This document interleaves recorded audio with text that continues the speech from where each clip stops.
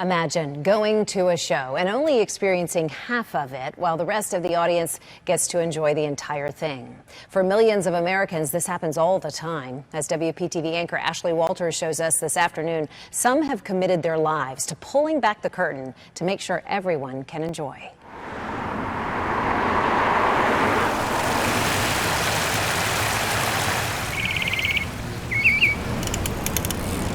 The exhilaration of a night out. Looks like Grand Tier left is what I see.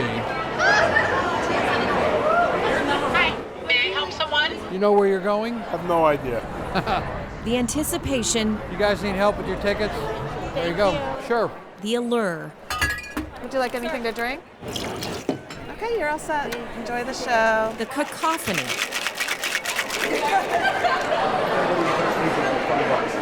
For each of us, the texture of our own personal experience is something we take for granted.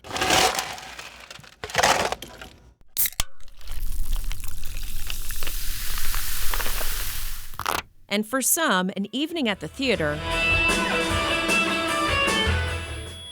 plays a little different.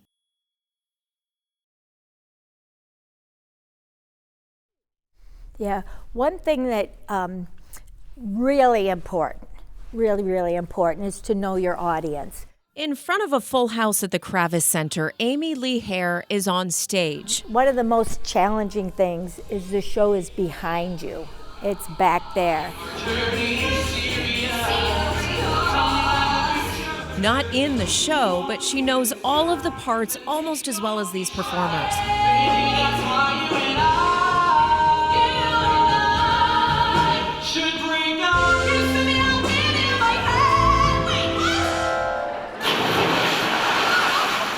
She's sharing every line, every song, every sound with audience members who are deaf and hard of hearing.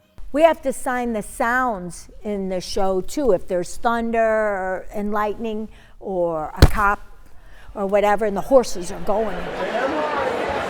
As an interpreter, Amy studies the lines and the songs with scripts and music. She sees the show opening night to remember the details of which direction people stand, point, move, so it all makes sense. I studied longer for Hamilton than any other show because of the rap, and boom, ba boom, ba boom, ba boom. It's about access, and without it, as you can imagine, the show loses so much texture. Ray Vega is a theater buff. Trying to figure out who's who and what's what, or who said what and who said that, and it's really, so you kind of like imagine what's really happening and not knowing.